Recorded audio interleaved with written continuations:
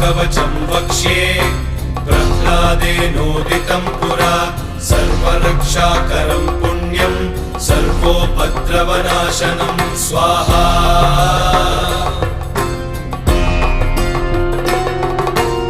सर्वसम्पत्करं चैव स्वर्गमोक्षप्रदायकम् ध्यात्वा नृसिंहं देवेशं हेमसिंहासनस्थितं स्वाहा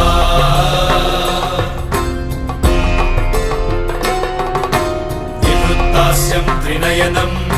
शरदिन्दुसमप्रभं लक्ष्म्यालिङ्गितवामाङ्गं विभूतिभिरुपाश्रितं स्वाहा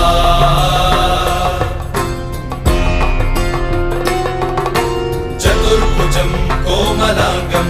स्वर्णकुण्डलशोभितं श्रिया सुशोभितोरस्कं